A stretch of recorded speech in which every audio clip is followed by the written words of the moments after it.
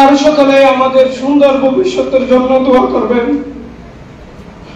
অজানা কতগুলো মনকে কোথায় থেকে একত্র হয়েছি জানতাম না, কিন্তু আজ মনে হচ্ছে একটা গোষ্ঠীকে একটা বিদায় শব্দে ভেঙে দেওয়া হচ্ছে।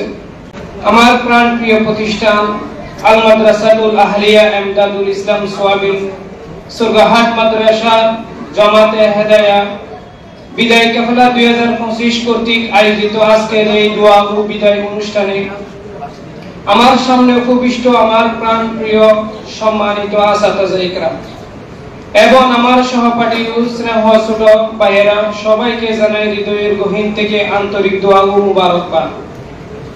অন্তরের গহীন থেকে আরো শুকরিয়া জানাই তাদের প্রতি যারা তাদের মূল্যবান সময় দিয়ে আমাদের অনুষ্ঠানকে আলোক উজ্জ্বল করেছেন। রাসূল সাল্লাল্লাহু আলাইহি ওয়াসাল্লাম বলেন, মান লাম ইয়াশকুরিন নাস লাম ইয়াশকুরিল্লাহ। যে ব্যক্তি মানুষের শুকরিয়া করতে জানে না, সেই ব্যক্তি আল্লাহর শুকরিয়া করতে জানে না। প্রিয় হাজিরিন, আজ অতি দুঃখ ভারাক্রান্ত হৃদয় নিয়ে আমি আর মান আপনাদের সামনে হাজির হয়েছি। যে দিনটির মুখোমুখি হতে হয় বারবার, কবির ভাষায় বলতে হয়, যেতে হবে বহুদূর তাই এই ছাড়া বাদন, বিরহ বেকাতুর মনে বইছে হাসি আর কাঁদন। আজ ছেড়ে চলছি সকল মায়া সুশাসন, সম্মুখে দাঁড়িয়ে আছি তাই দিতে বিদায় ভাষণ। আজ অতি দুঃখ ও ভারাক্রান্ত মন নিয়ে বলতে হচ্ছে আজ আমাদের বিদায় অনুষ্ঠান, কিন্তু এটা একটা আনুষ্ঠানিকতা মাত্র, কারণ মন থেকে চিরতরে বিদায় দেওয়া কখনো সম্ভব নয়। দীর্ঘ একটা বছর এই মাদ্রাসায় অধ্যয়নরত ছিলাম। আমাদের সকলের প্রাণ প্রিয় প্রতিষ্ঠানের প্রত্যেক উস্তাদ তাদের একান্ত আন্তরিকতা দক্ষতার সহিত আমাদেরকে পাঠদান করিয়েছেন, কিভাবে নিজের লক্ষ্যে এগিয়ে যেতে হবে তা শিখিয়েছেন। সকলের এই স্নেহ আন্তরিকতা কখনো ভুলা সম্ভব নয়।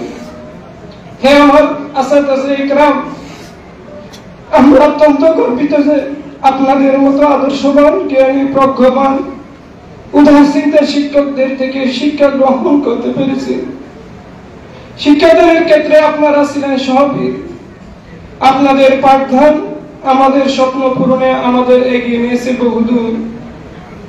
যেদিন আমরা এই সুরগারহাটের এই আঙ্গিনায় এসেছি, সেই দিন থেকে আপনারা আমাদেরকে কোনো কিছুর অভাব অনুভব করতে দেননি। সর্বদা পাখির ছায়ার ডানার মতো আমাদেরকে আগলিয়ে রেখেছেন। তাই এই বিশাল পথ চলার মাঝে বহু অন্যায় করে ফেলেছি। আজ দুইটি হাত বাড়িয়ে দিনে আপনাদের দিকে নিজের সন্তান তুল্য মনে করে আমাদেরকে ক্ষমা করে দিবেন।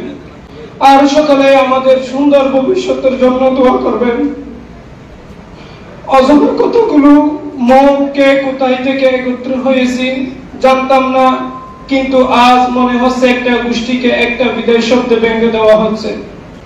স্নেহের ছোট ভাইয়েরা, কি কথা বলিব আজ তোমাদেরকে ভুলে গেছি। সব কথা বিরহ বিচারে, তবু বলছি বড় ভাই হিসাবে তোমাদেরকে অনেক সময় অনেক কথা বলেছি।